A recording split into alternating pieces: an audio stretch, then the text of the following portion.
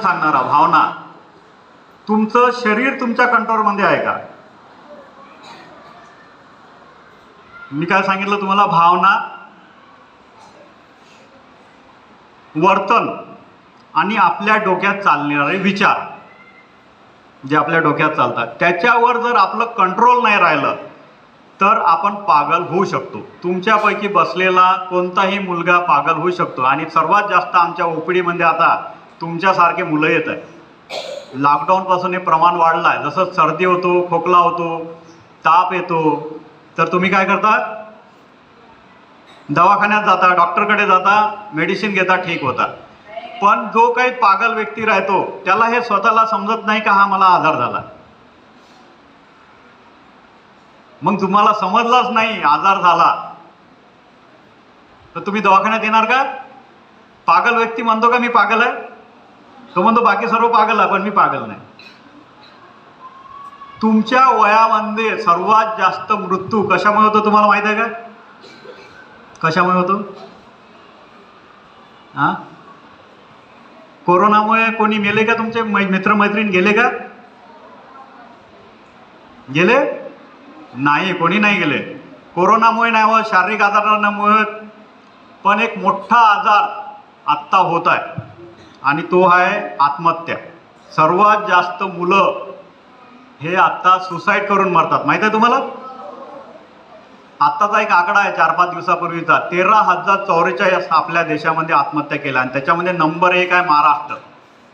इथे एक प्रकल्प लिहिला आहे बघा, प्रकल्प प्रेरणा. हा शेतकरी आत्महत्यासाठी आहे. पण शेतकऱ्यापेक्षा जास्त आत्महत्या आता विद्यार्थ्याच्या होत आहे आणि ह्या तुमच्या वयातल्या विद्यार्थी आहेत. मग असंच कोणी म्हटलं माझ्या डोक्यात विचार आला आणि आत्महत्या करायला गेला, असं होते का? काही 15 दिवसापूर्वी आमच्याकडे एक मुलगा आला होता, 6व्या वर्गातला मुलगा होता. आत्महत्या करायला एक मानसिक आजार कारणीभूत आहे.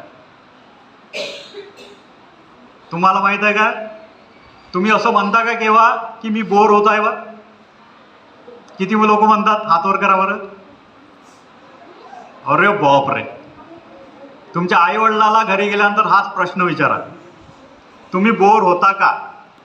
तुमच्या आई वडिलांनी केव्हा म्हटलं होतं मी बोर होतो? नाही म्हणत. शिक्षक म्हणतात केव्हा मी बोर होतात? का बरं नाही म्हणत? बोर होणं हे एक मानसिक आजाराची सुरुवात आहे. त्याचं नाव आहे डिप्रेशन, उदासपणा. आणि 95% आत्महत्यामध्ये डिप्रेशन हा मानसिक आजार पाहिला जातो. जर एखादा मुलगा मुलगी म्हणत असेल की माझं आता मन नाही लागत, माझं आता खेळण्यात मन नाही, अभ्यास करण्यात मन नाही, तर आणि असं जर म्हणत असेल की मला आता देवाने बोलवलेलं आहे, मला स्वर्गात जायचं आहे, तर असं होऊ शकते. 14 दिवसापेक्षा जास्त जर हे विचार असेल, थॉट्स, त्याला इररॅशनल थॉट म्हणतात, अतार्किक थॉट, त्याला काही तर्क नसतो, असे जर विचार 14 दिवसापेक्षा जास्त जर वाढले तर आपण निराश, डिप्रेशन, उदासपणा या आजारामध्ये जाऊ शकतो.